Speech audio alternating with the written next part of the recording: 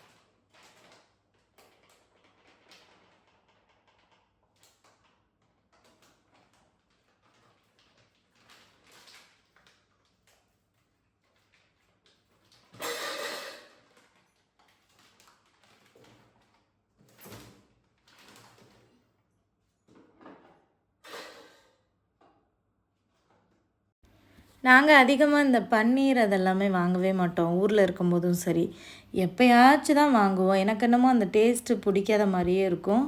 என் husband சாப்பிடுவாங்க, ஆனால் அவங்களுக்காக எப்போயாச்சும் வந்து வாங்குவோம். இங்கே புரோனே வந்து பார்த்திங்கன்னா பன்னீர் பார்த்து நான் பார்த்ததே இல்லை.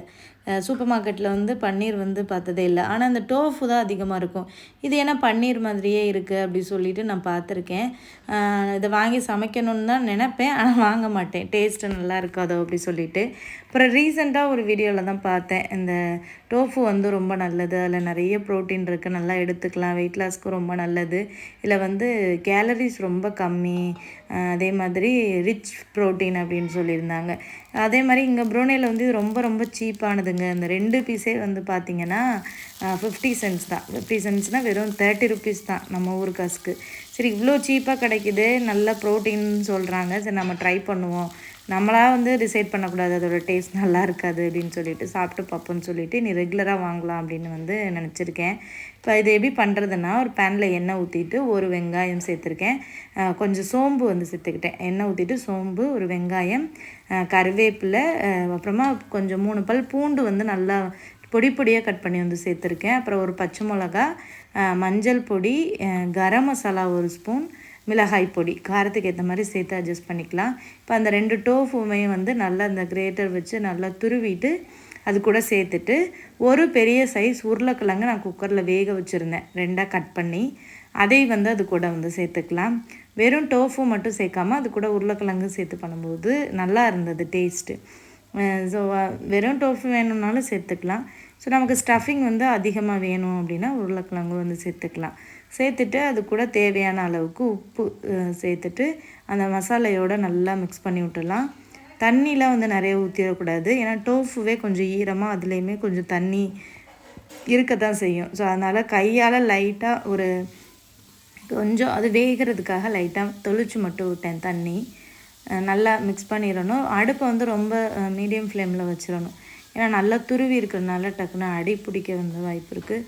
ஸோ அதனால் அதை வந்து நல்லா பாருங்கள் நல்லா மிக்ஸ் ஆகி நல்லா கலர்ஃபுல்லாக இருந்தது பார்க்குறதுக்கே. என் ஹஸ்பண்ட் வந்து எட்டி பார்த்தாரு, என்ன பண்ணிக்கிட்டு இருக்காவ அப்படின்னு சொல்லிட்டு. அவருக்கு என்னன்னே தெரியல, என்ன பண்ணுற அப்படின்னு வந்து கேட்டார். இது டோஃபு வாங்கிட்டு வந்தீங்களே ஞாபகம் இருக்கா அப்படின்னு சொல்லிட்டு இருந்தேன். ஆமாம், அது என்ன இப்படி பண்ணிகிட்ருக்க, அன்னைக்கே நல்லா இல்லையே அப்படின்னு சொல்லிட்டு இருந்தேன். இன்றைக்கி நான் வேறு மாதிரி பண்ணுறேன், எப்படி இருக்குன்னு டேஸ்ட் பண்ணி பார்ப்போம் அப்படின்னு சொல்லிட்டு கொஞ்சமாக தண்ணி ஊற்றி அதை அப்படியே மூடி போட்டு வச்சுட்டேன். அந்த சைடு என் ஹஸ்பண்ட் அவருக்கு முட்டை வந்து பொரிச்சிட்டு இருந்தார். நீ அந்த சைடு வேலையை பாரு, நான் இந்த சைடு எனக்கு பொரிச்சுக்கிறேன்னு சொல்லிட்டு. அப்புறம் நல்லா அதோடய ஸ்மெல்லுமே ரொம்ப நல்லா இருந்ததா, அது ஓப்பன் பண்ணலையே. அதோட அவருக்கு பிரேக்ஃபாஸ்ட்டாக வந்து எடுத்துக்கிட்டாரு. அவர் இப்போ டயட் இருக்காருங்க, என்ன மாதிரி வெயிட் லாஸ் பண்ண ஸ்டார்ட் பண்ணியிருக்காராம். நான் இப்போ கொஞ்சம் வெயிட் லாஸை விட்டுட்டேன், அவங்க வந்து ஸ்டார்ட் பண்ணியிருக்காங்க. ஸோ அதனால் அவங்க வந்து கொஞ்சம் ரைஸ் எல்லாத்தையும் கம்மி பண்ணிவிட்டு கொஞ்சம் நல்லா ஹெல்த்தியாக சாப்பிட்டுட்ருக்காங்க. காலையில் அவங்க சாப்பாடு வந்து பார்த்திங்கன்னா ஒரு 2 முட்டை, அதுக்கப்புறமா கொஞ்சம் ஒரு கிளாஸ் பால் எடுப்பார். இது மாதிரி கம்மியாக தான் சாப்பிட்றாங்க. அப்புறம் இந்த டோஃபு ரொம்ப நல்லது வெயிட் லாஸ்க்கு அப்படின்னு சொன்னேன்னா அதோட அப்புறம் அதையும் முட்டையும் வச்சு அவரோட பிரேக்ஃபாஸ்ட் வந்து முடிச்சிட்டாரு. நல்லா இருக்குன்னு வந்து சொன்னாங்க. ஸோ நான் இருக்கிற இந்த ஸ்டஃபிங்கை வச்சு தான் வந்து அந்த பரோட்டான்னு சொன்னேன்ல, பரோட்டாவில் இது பேர் என்ன வைக்கலாம், டோஃபு ஸ்டஃப்டு பரோட்டான்னு வைப்போம்.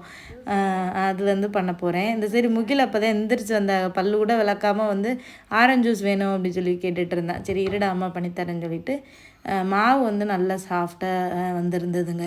எனக்கு இந்த சப்பாத்தி மட்டும் எப்போவுமே வந்து சாஃப்டாகவே வர மாட்டேங்குதுங்க, என்னன்னே தெரியல. நான் அந்த இரும்பு தோசைக்கல்லில் தான் சுடுவேன், தோசை நல்லா வருது, சப்பாத்தி மட்டும் சாஃப்டாகவே வர மாட்டேங்குது.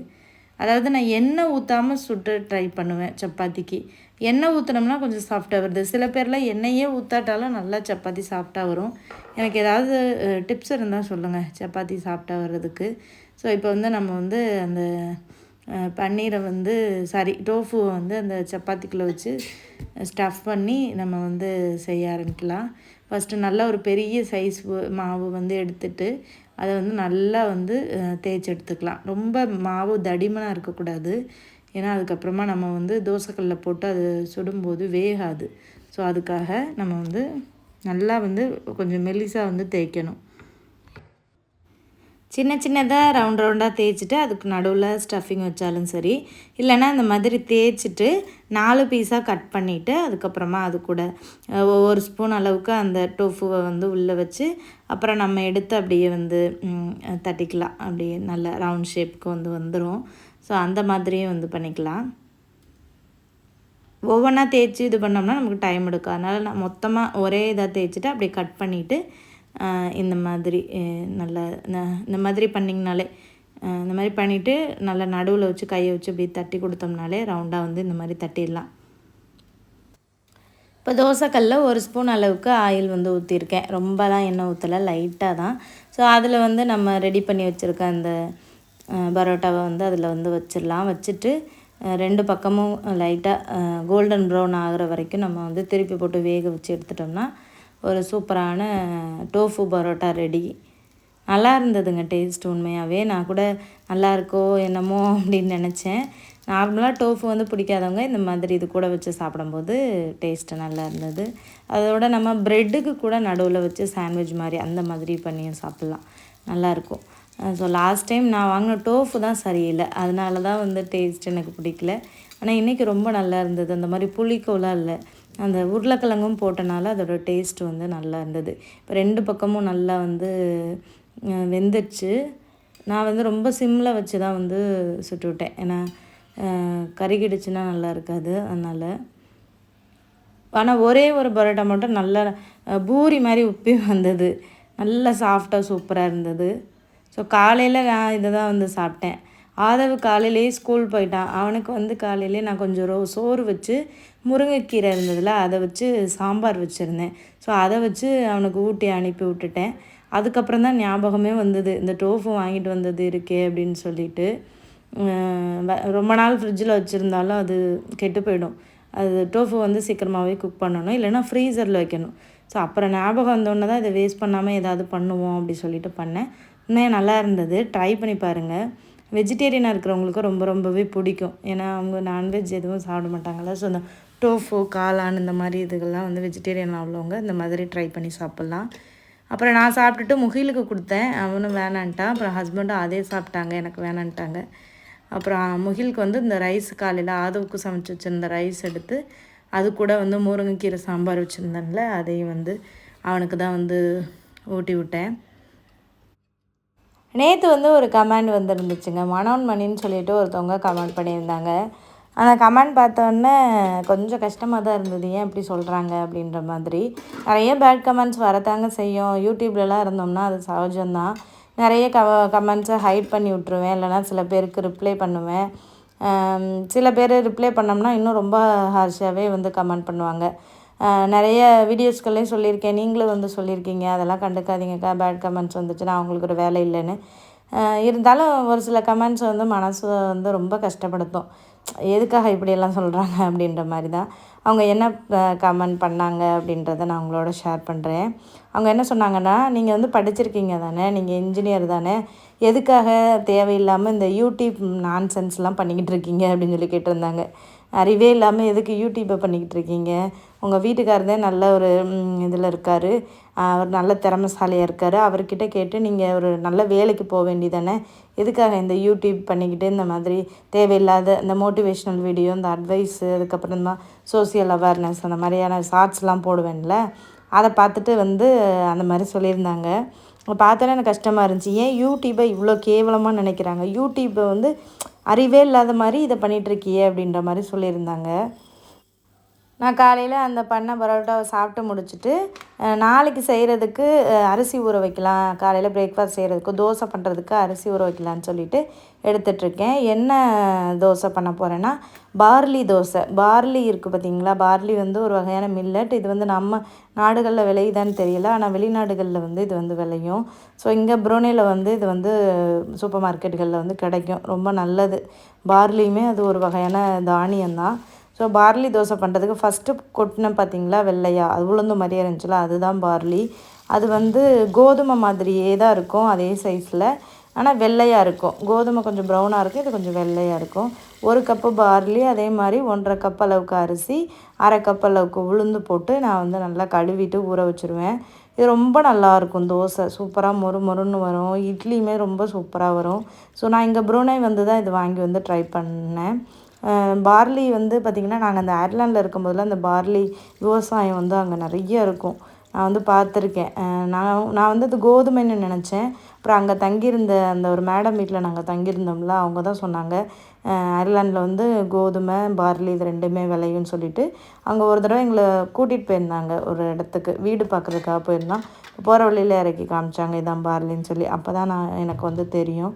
ஸோ அரிசி வந்து ஊற வச்சுட்டு, மீன் ஞாயிற்றுக்கிழமை வந்து நண்டு வாங்க போயிருந்தோம்ல, அப்போ கொஞ்சம் மீன் வாங்கிட்டு வந்திருந்தோம். இந்த மீனும் அதாவது இந்த மீன் நல்ல ரேட்டு கிடச்சிருந்தது, $3 தான் இந்த மீன். பரவாயில்ல, ரொம்ப ஒரு ரீசனபிளான ரேட்டு. ஸோ அது வாங்கிட்டு வந்து ஃப்ரிட்ஜில் அப்படியே இருந்துச்சு. எப்போவுமே மீன் வாங்கிட்டு வந்தோம்னா நம்ம அப்படியே வந்து ஃப்ரீசரில் வைக்கக்கூடாது, அதை வந்து க்ளீன் பண்ணிவிட்டு வச்சோம்னா அது கொஞ்சம் நல்லாயிருக்கும். க்ளீன் பண்ணாமல் அப்படியே வச்சோம்னு வைங்களேன், ரொம்ப வந்து ஸ்மெல் அடிக்கும் அடுத்து க்ளீன் பண்ணையில. அதனால் அதை க்ளீன் பண்ணிடலாம் அப்படின்னு சொல்லிட்டு வெளியில் எடுத்து வச்சுருந்தேன். ஸோ அதை தான் வந்து க்ளீன் பண்ணிகிட்ருந்தேன். சரி, இப்போ அந்த கமெண்ட்டுக்கு வருவோம். அந்த மனோன்மணி அவங்க சொன்ன கமெண்ட் வந்து ரொம்ப கஷ்டமாக இருந்துச்சு. யூடியூப்பை ஏன் இவ்வளோ கேவலமாக நினைக்கிறாங்க அப்படின்னு சொல்லி. அவங்க சொன்னது ஒரு விதத்தில் நல்லதாக தான் இருக்குது. ஏன்னா நீங்கள் படிச்சிருக்கீங்க, படிச்சுட்டு வேலைக்கு போகாமல் எதுக்கு யூடியூப் பண்ணிகிட்ருக்கீங்க அப்படின்னு கூட எடுத்துக்கலாம். நல்ல விதமாக சொல்லியிருக்கலாம். இருந்தாலும் வந்துட்டு என்னென்னா, இப்போ நான் வேலைக்கு போகிறது பிரச்சனை இல்லை. ஏதாச்சும் ஒரு வேலை ட்ரை பண்ணலாம். வேலை கிடைக்காமலாம் இருக்காதுங்க ப்ரூனேல. ஏதாச்சும் ஒரு வேலைக்கு போகலாம். பட் நம்மளோட என்ன சொல்கிறது, நம்ம குழந்தைங்க இருக்காங்கள்ல, 2 சின்ன குழந்தைங்க, சின்ன பசங்களாக தான் இருக்காங்க. ஸோ அவங்க வீட்டில் விட்டுட்டு போனால் அவங்க வந்து இருப்பாங்களா?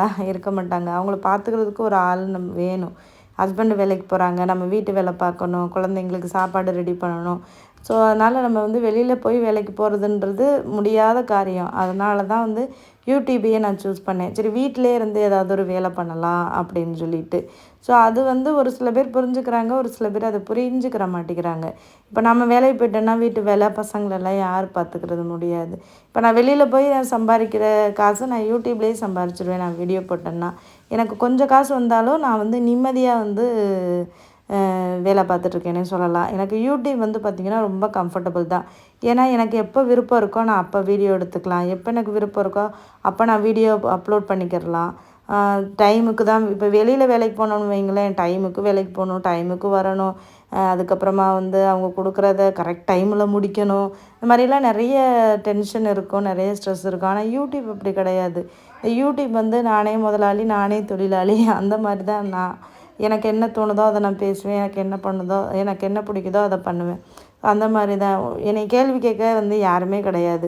ஸோ அந்த மாதிரியான ஒரு நல்ல வேலை தான் நான் பார்த்துட்ருக்கேன். அதுவும் வீட்டிலே இருந்துக்கிட்டு என் குழந்தைங்களையும் பார்த்துக்கிட்டு வீட்டு வேலையும் பண்ணிக்கிட்டு சமைச்சிக்கிட்டு நான் ரொம்ப ஃப்ரீயாக தான் நான் யூடியூப் பண்ணிகிட்ருக்கேன்.